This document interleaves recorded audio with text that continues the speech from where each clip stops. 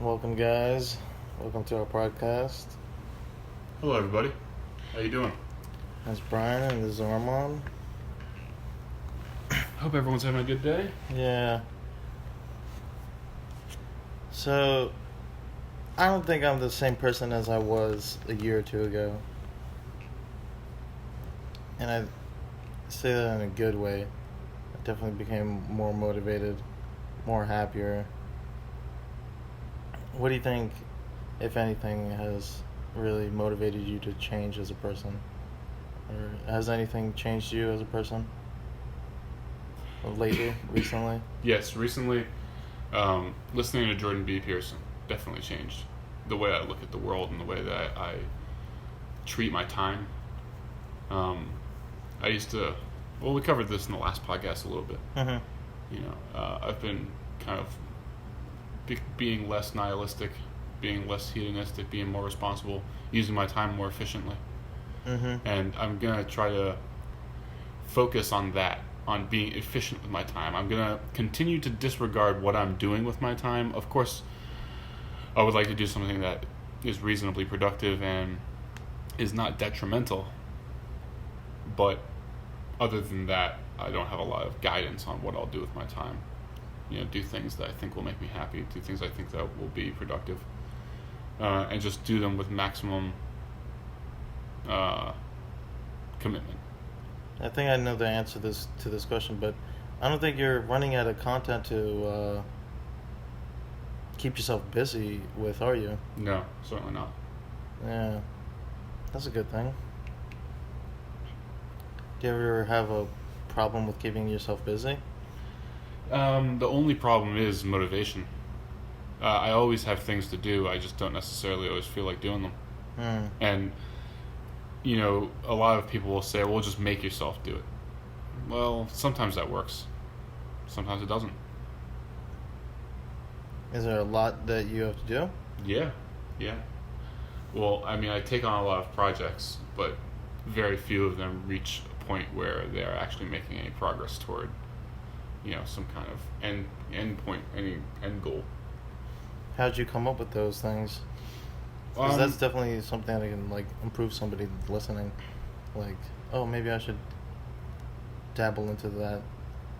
I spent a year just trying to figure out what I truly wanted out of life. And this was my second year in China. My first year in China, I was really just hanging out. Mm-hmm. Not really considering the future, just kind of enjoying my time away from work, or away from the stress of America. But then my second year, I started really considering what makes me happy and what I want. And I took this time to ask some people some questions. I made a small list of people in my life who I thought might be able to shed some light on some things. And I just wrote each of them a letter, an email. And each email had 5 questions. The first 4 were always the same, and the 5th one was tailored to the person I was asking. And I just asked them all different questions about life and about, basic philosophy. What are we doing here? Why? Yeah, I get it. Yeah. Did you get a good life advice, basically. Did I get anything good back? Yeah. Some positive feedback, constructive criticism, I guess you were seeking. Not really. No? I wasn't looking for criticism. I was looking for just their opinions. Okay. But I didn't really get much of that. And there were definitely loaded questions. When you ask somebody how they determine what they should do with their life, everyone's going to tell you, well, that's up to you. Yeah. So what'd you get out of it? I'm not sure. Maybe all I got out of it is to know that everyone else is just as hopelessly lost as I am. But I've met a lot of highly, highly successful people. Okay. And it's been an interesting process observing these people. Thankfully, I've gotten to work with some of them. And so, if I could kind of emulate what they're doing, and what they're really doing is just working really, really hard, much harder than I'm working. And they're working intelligently. They're not only are they a hard worker, but they're very efficient, and they're never misguided in their effort. Or at least they're very rarely misguided. And that's why these people achieve so much. And so that's what I'm trying to do. I'm trying to become more effective and efficient. I'm trying so desperately not to waste any more time.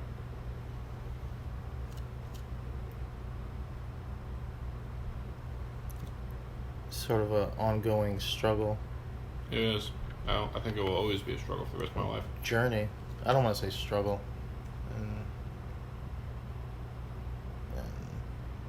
heed you away from it, but it's definitely a journey. And it's certainly a struggle. I mean, it really is something that's difficult. It's very easy to be hedonistic. It's easy to lay on the couch all day and play video games and smoke weed. Yeah. Of course, that's the easy choice.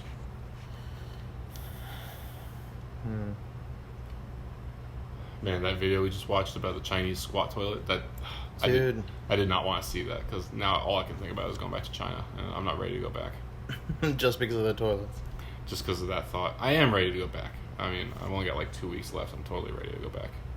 But, yeah, I've been here for a long time. Yeah, I'm surprised you were here for a total, like, what, three months? No, 2.5. It's the longest vacation I've taken from China. I just needed to really reset. And I had so many things to take care of this summer. Mm-hmm. So I'm glad I had the extra time. Did a ton of traveling. Did 3 or 4 weeks of traveling. Maybe more, actually. How do you feel about that the end of your vacation is coming to a close?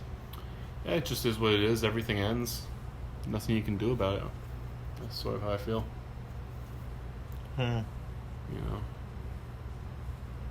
It's on to the next step, let's say, next part. Yeah.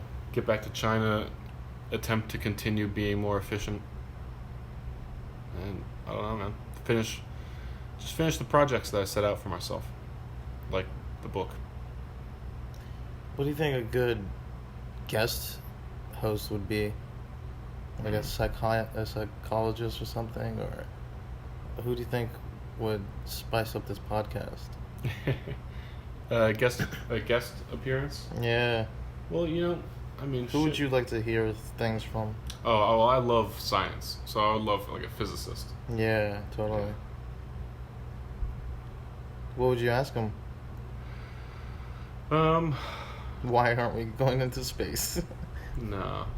I'd probably ask them about, like, I don't know, virtual reality or artificial intelligence, something along these lines. And just get their take on things. It's always great to get someone else's opinion. Mm-hmm. So, like, how the industry's doing at this moment?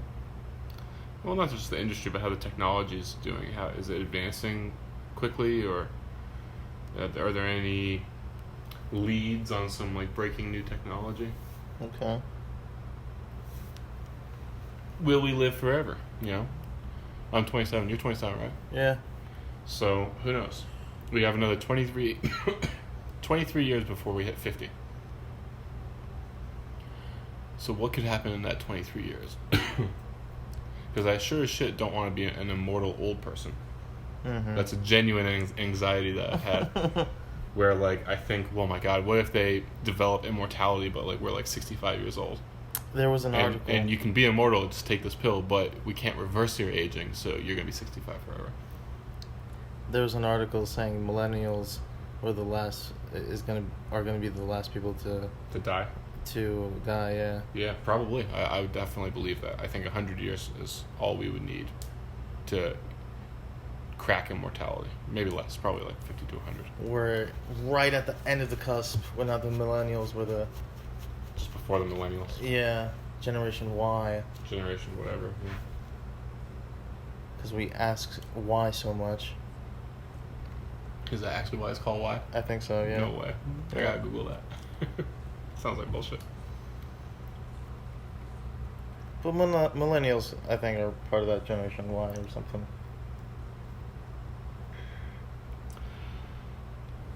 Living forever would be weird. Because then where would your sense of motivation be then? If you knew you had forever? I mean, imagine how easy it would be to procrastinate. Especially if you didn't need to work, if we were in some futuristic society where robots do 99.99% of the work. Well, what I've realized is, if you keep putting something off, you're sooner or later gonna be lost in the pack. You're not gonna know the up-to-date information compared to someone that is just straight off of high school or college. Yeah, you mean like studying a field? Yeah. Yeah, definitely true. You're gonna be so, if you procrastinate, let's say you're immortal for like 30 years, you're not gonna know shit. You're miles behind. Yeah. But you're still immortal, so it doesn't matter. You can waste 10,000 years if you want. You can waste 1 billion years. But you're gonna come back and the whole planet has changed. You have infinite time. I guess you're gonna read up on it. Yeah, exactly. I have infinite time. Therefore, I should be able to read infinite books. But you can never catch up. But nobody can. No one can catch up right now. I mean, every field is already expanding in all directions so fast that no one person in the field can actually be an expert of the whole field. Even if you spent literally 24 hours a day like reading papers. You know, if you're a doctor, let's say, there's no way you can read every paper. So you're saying getting a PhD right now is almost impossible? I wouldn't say impossible. No, I just think it's not that valuable, unless it's in like a very hard science field, like a STEM field. That's daunting.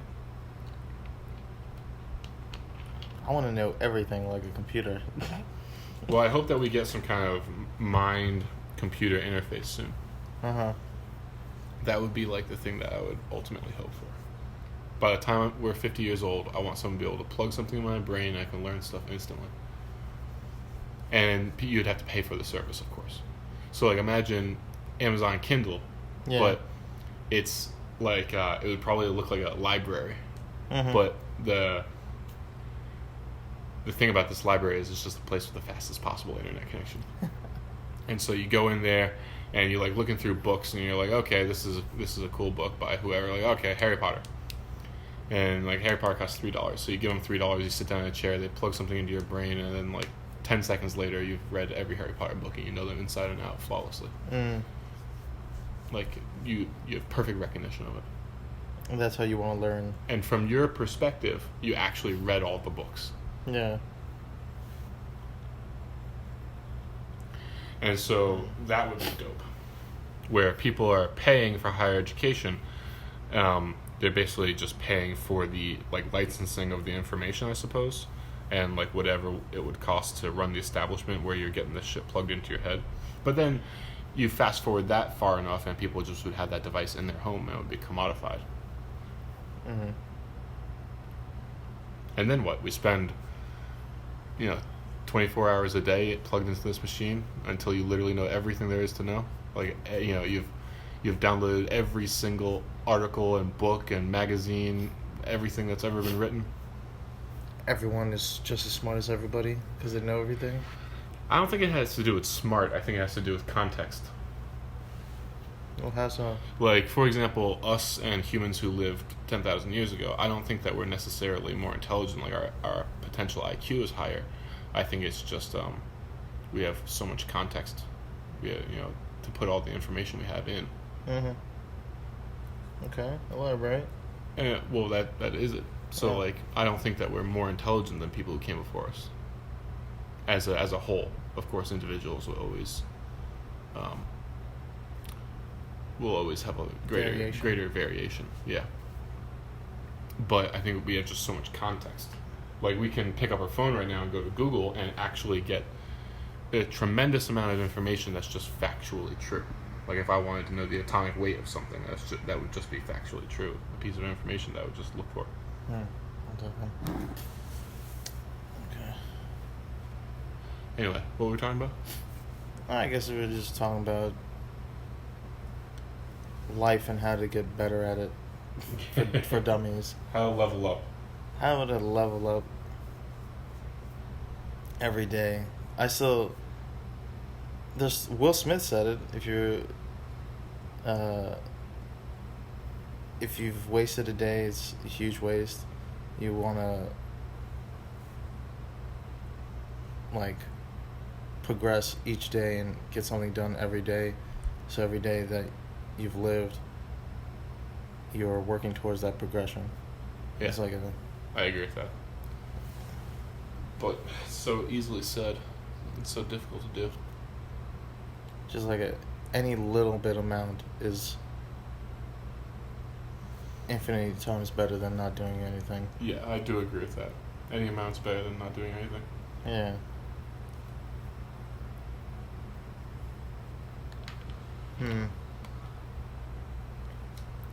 I can easily say I'm happier today than I am in the past, and I'm happy I can say that. Can you say that? Or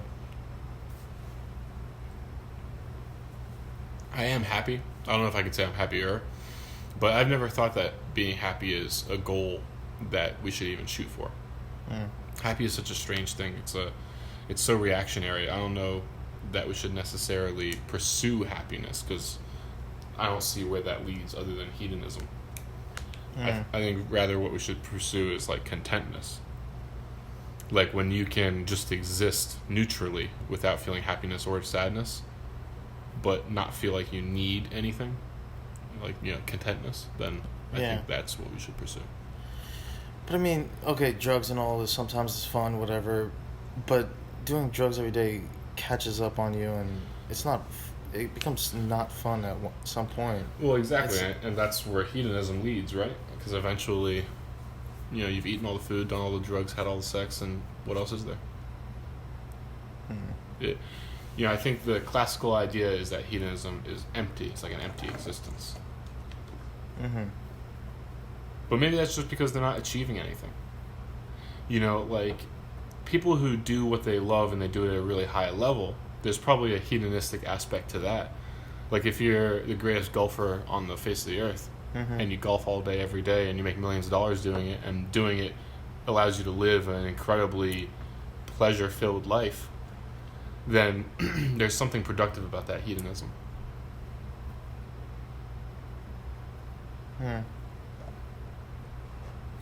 whole discussion, oh, at least I'm happy doing what I'm doing or whatever. And the what ifs that pile on. Yeah. You can't live with regret. Yeah, I think we're past regrets.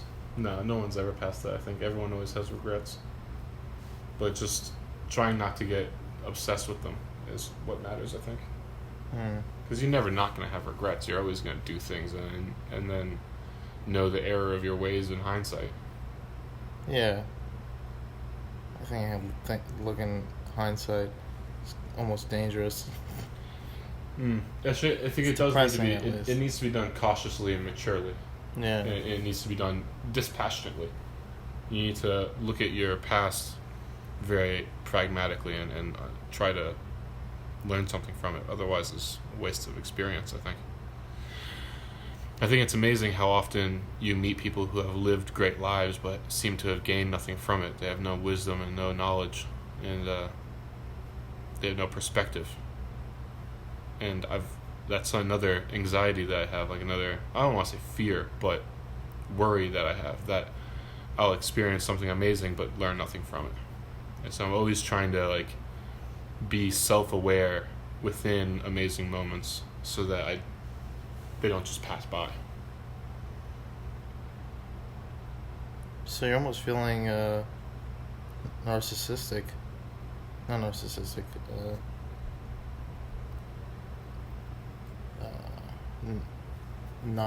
What is it? Nihilistic? Nihilistic. Where I feel nothing else matters? Yeah. No. What I mean to say, at least, is that I'm trying to reinforce that things do matter. And so when something's happening and I recognize, wow, this is a big deal, or like, this is amazing, this is an incredible experience, I try to really be mindful of the situation and, I don't know, like, really absorb what you can. Really absorb it, yeah, and then analyze it. And do you think that you're putting a little too much thought into it, or you're just like you? So you said you feel like you're gonna miss out on those chances to do that. No, that's not what I'm saying. You're running out of those. Nope, that's not what I'm saying either. Okay. I'm saying that I'm afraid that I'll have those experiences and gain nothing from them, like so many people I've met. Do you understand what I mean? I'm talking about perspective here. Okay. All right. So we can make it to the simplest point ever would be someone who's never felt pain before, as opposed to somebody who lives in chronic pain. Okay. The person who lives in chronic pain will have a much greater appreciation of pleasure. Mm-hmm. The person who's never felt pain in their entire life has no understanding of pleasure, even though all they know is pleasure. Because how can you understand pleasure without pain? Without pain, you have no reference. You have no perspective on pleasure. Mm-hmm. It's the same thing with everything.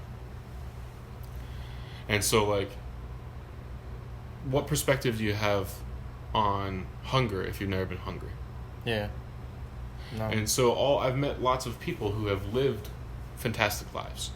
Mm-hmm. You know, they've had great jobs, or they've traveled a lot, or they've done lots of things, or maybe they're just prolific readers and they've lived vicariously through 1,000 books. But they seem to still be closed-minded and small-minded and petty. You know, they seem to have these qualities that shouldn't exist within somebody who has so much perspective. And so that would lead me to believe that they didn't gain any perspective from having those experiences.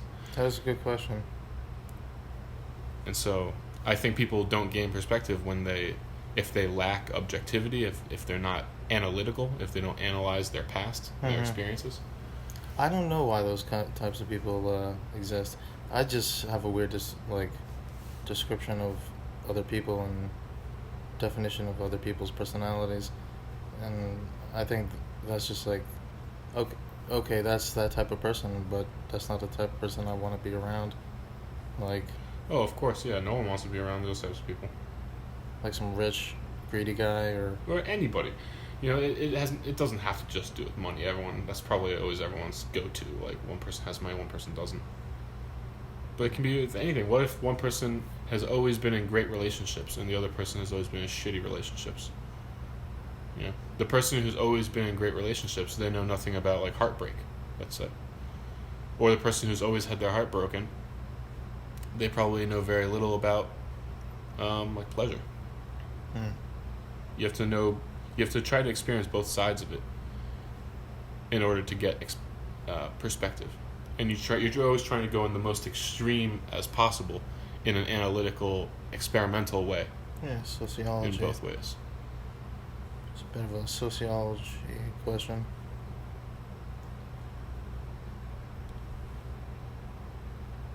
So what do you think, like, what's the best type of person? That's a ridiculous question. I don't know what the fuck that means. Someone that's really motivated, kind, selfless. I don't know, probably somebody who just, like, gives me money. Obviously. No, man, I don't know. Fuck. Like, it's not my place to tell somebody who's good and who's bad. Like, it's easy to point to someone who's doing bad things and say that they're bad, but it's not black and white. This isn't a Disney movie where some people are evil and some people are good. Everybody's a gradient. And I think everyone's capable of horrible, terrible evil, and I think everyone's capable of being good. I think people are more prone to one thing or another, necessarily. But what's the perfect type of person? Who knows? I don't know. Okay. I remember watching a video one time that was talking about how Bill Gates has done more for, or not Bill Gates. It was who was the Apple guy? John. No, it's like Tom. Oh my God.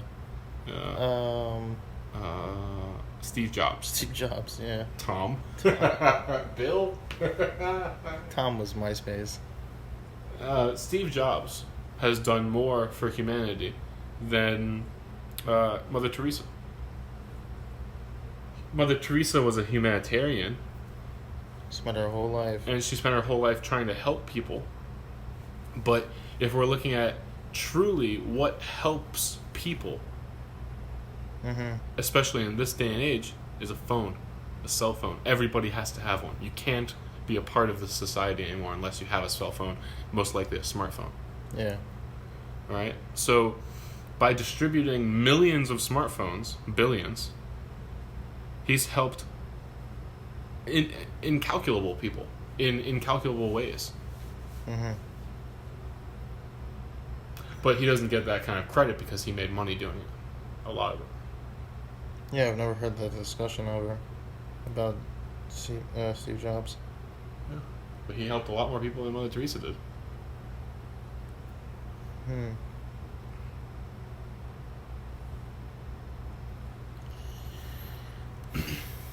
Okay. So, I don't know what the perfect type of person is. I know that I'm just trying to be more responsible. I'm trying to be more focused, and not waste so much time, not be so scattered all the time. And who knows, maybe, finally decide on a direction and go that direction.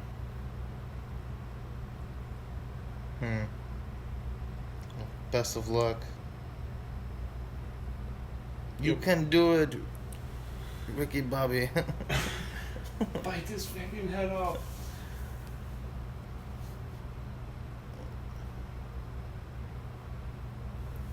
I enjoy video games. I mean,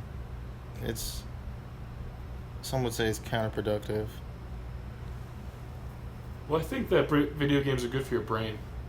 I think they must be. Yeah. There's so much problem solving, depending on what you play. I mean, if you're a filthy MOBA player, then there's no hope for you.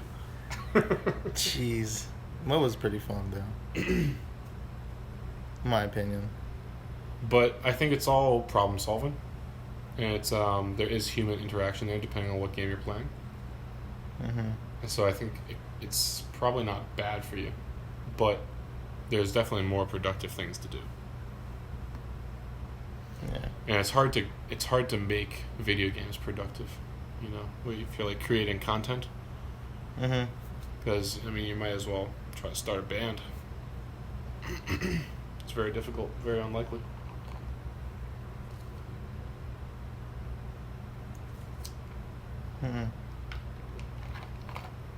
But something being difficult and unlikely shouldn't stop you from doing it.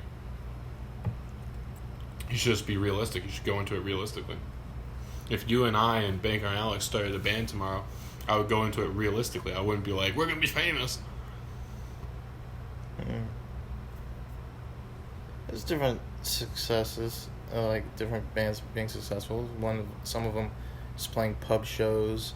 Some of them are just one-hit wonders. Again, I think the world is a crazy place. People gravitate towards anything in it, and that's what I think. That's why I think it's amazing. There's a market for anything. I agree. There is a market for anything. There's a market for pet psychologists. Really? In the words of Immortal Technique, I think that was him. It was I think it was part of a song where he was trying to be motivational. He's like, get up and fucking do something no matter what you want to do. He's like, there's a market for pet psychologists. It's a perfect example though, because of how absurd it is.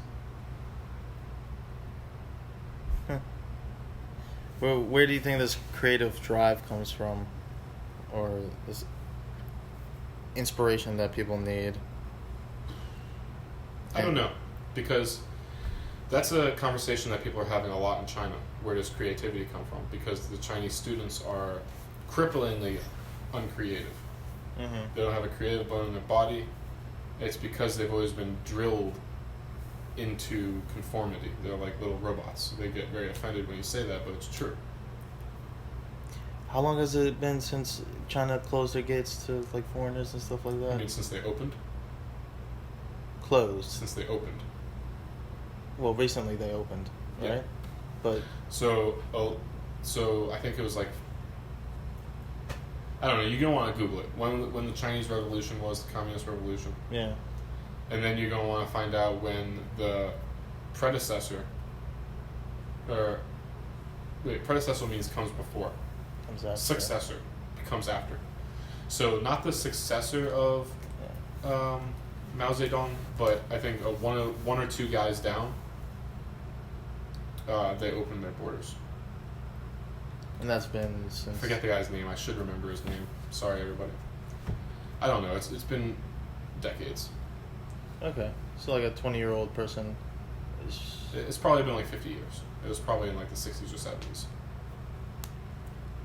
How would you compare like a 20-year-old in China compared to like a 20-year-old here? There's just, I would say, first and foremost, is a huge cultural difference. Yeah. I think our students are much, much lazier. Mm-hmm. But that's only because they're not forced to do the work. When you don't force the Chinese students to do the work, they also become very lazy. Mm-hmm. But the Chinese students have so much more pressure on their shoulders, so they can't afford to be lazy. The next thing is creativity and confidence. The American students are incredibly creative and extremely confident. Something I often joke about is when you're an American teacher, you can ask your class a question and everybody will raise their hand, but almost nobody will have the right answer.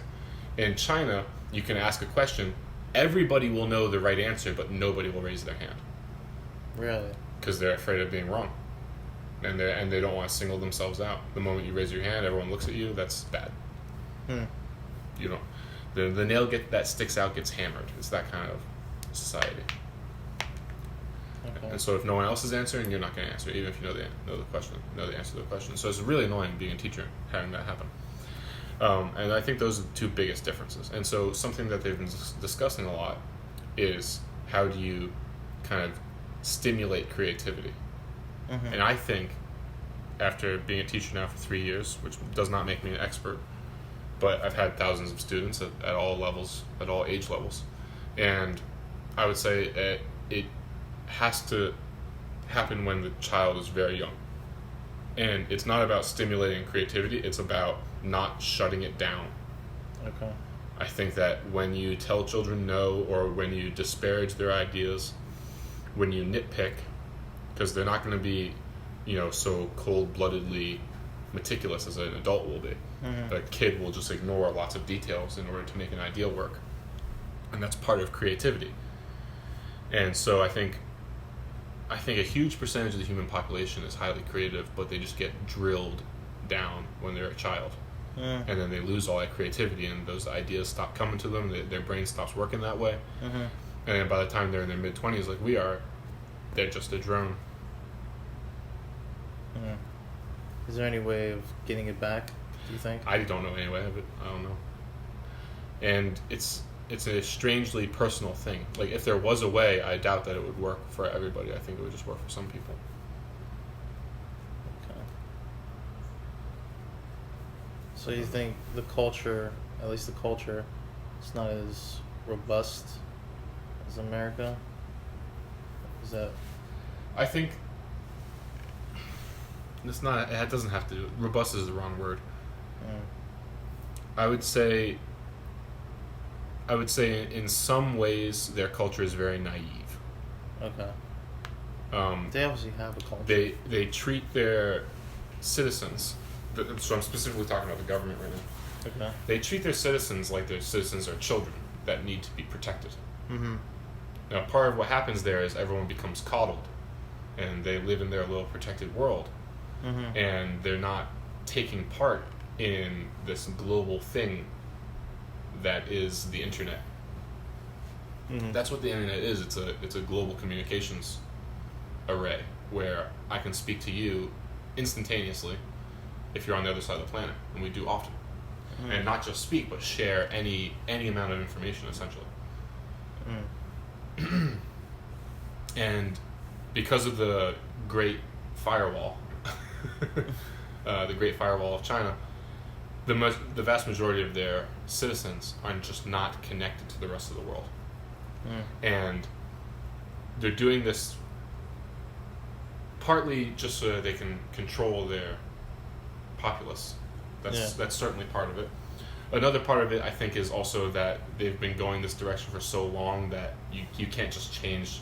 Have you ever heard the analogy of like a big ship has to turn very slowly? Yeah. It's the same thing with a country. They can't just be who they want to be tomorrow. It's going to take a very long time. Mm-hmm.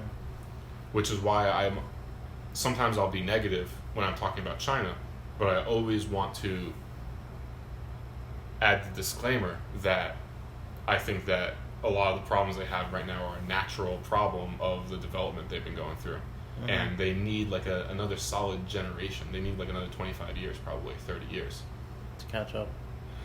In more ways than just physical. Like, it's catching up is not just about building metro stations and everyone driving Audis. Mm-hmm. There's a lot more to it than that. And I think part of that catching up is stop treating your citizens like children that need to be protected, like babies, and start treating them like adults.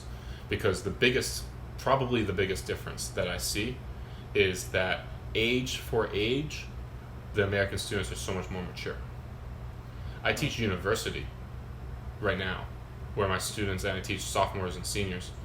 So my students are like 20, 21 years old, 22, mm-hmm. around that age. And they act like middle school kids in America in terms of like their maturity level. Really? It's incredibly, I think it's embarrassing.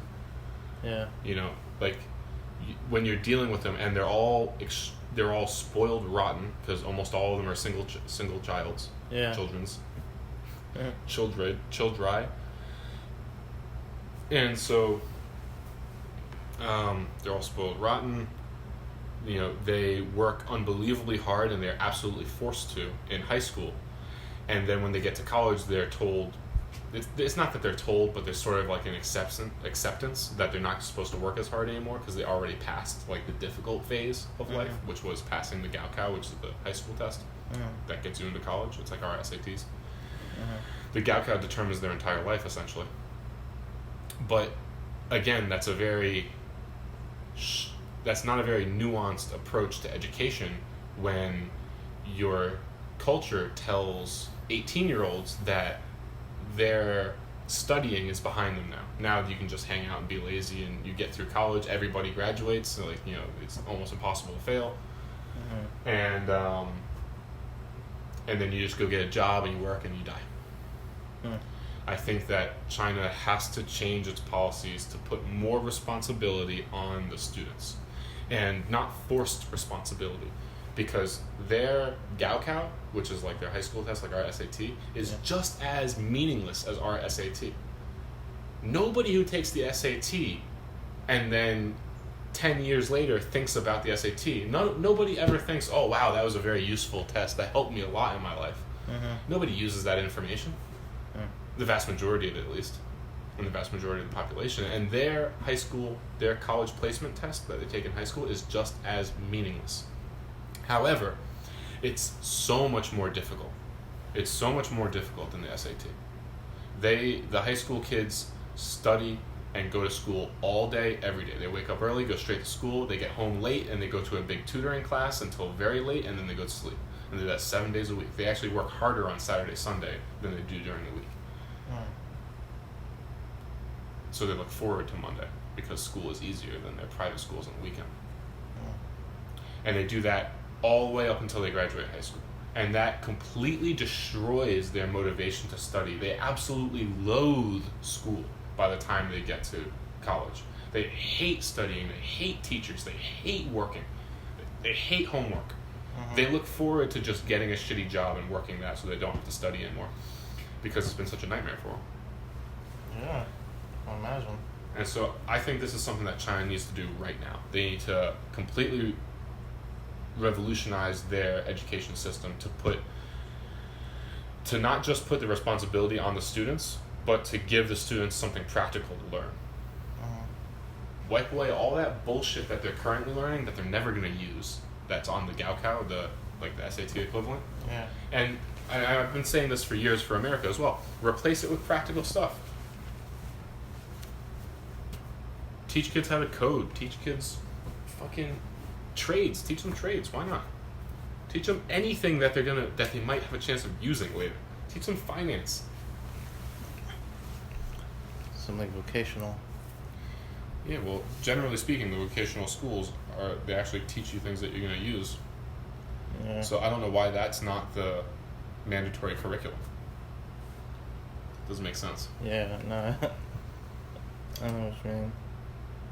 But yeah, at the end of the day, it's sort of the same thing as America in the sense that we both need to revolutionize our education system because we're teaching kids stuff that they're never going to use.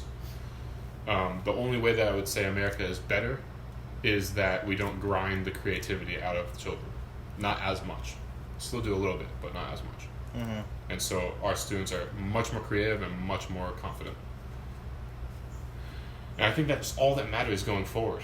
With automation and AI, we don't need humans that can do repetitive tasks. We don't need humans with good memories. We need creative humans, and we need confident humans. We need forward thinkers. Okay. Oh, 40 minutes. All right. Anything else you want to say? No. I was going to say, if you guys that are listening have a topic you guys want us to talk about, feel free to put it in the comment. Yeah, absolutely. We'll read them all. We reply to all our comments. I don't know how we're scheduling these as a release, but feel Yeah. free to comment, please. We're still working on stuff. Yeah, we'll definitely read your comments. Yeah, and we'll be developing this, so we will take constructive criticism. Yep. All right, everybody. Thank you for listening. Like, share, subscribe, comment. If you like, if you don't. Don't worry about it. This has been Brian and Arman for another podcast. Take care. Have a good day. Take care.